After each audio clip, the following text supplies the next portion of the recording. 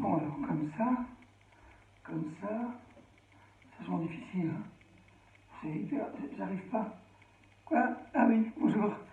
Je suis en train d'essayer de faire l'égyptien. Vous savez, le corps de face, la tête de profil. C'est très dur, les Égyptiens, ils se dessinaient eux-mêmes d'une drôle de manière. Corps de face, tête de profil, jambes de profil. Enfin, ils avaient 3, 4 plans, vous voyez.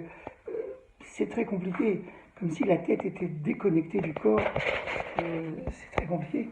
Bon, ça me fait penser à une Guémara que j'avais vue.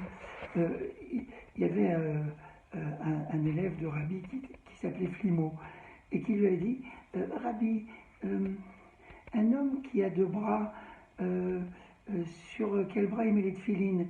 Alors Rabbi lui dit bah, évidemment sur le bras le plus faible. Oui, alors, et un homme qui a 2 têtes, sur quelle tête il met les tefilines?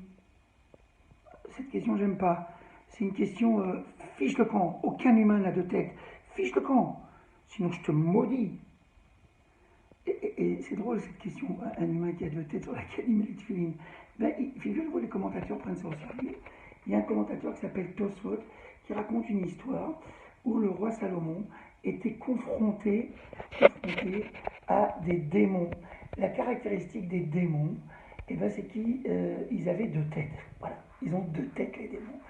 Et le roi Salomon, Shlomo, il a voulu leur montrer qu'en fait, c'était la même personne. Parce que tout le monde croyait qu'un démon, puisqu'il a 2 têtes, c'est 2 personnes. Vous voyez ce que je veux dire? On commence à comprendre. C'est-à-dire, souvent, les gens peuvent penser qu'ils ont 2 têtes, parce qu'ils ont une tête pour le Chol, une tête pour le Kodesh, une tête pour le iPhone, une tête pour la choule, une tête pour... Bref. Donc, qu'est-ce qu'il a fait, le roi Salomon? Il a divisé ici des démons à 2 têtes. Il a pris un seau et il l'a mis sur une tête. Il l'a caché. Il a dit, écoute, je vais te verser de l'eau bouillante sur la tête qui n'est pas couverte.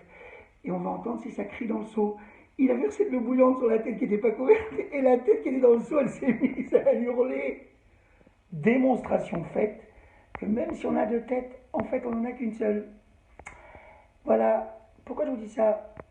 Parce que souvent, on croit que on est plusieurs personnes, comme un Égyptien, on a son corps qui va dans un plan, sa tête dans un autre plan, et que la tête dirige pas trop le corps, qu'on n'est pas le maître chez soi. Mais en fait, on n'est qu'un seul être, de la tête aux pieds. C'est la même chose.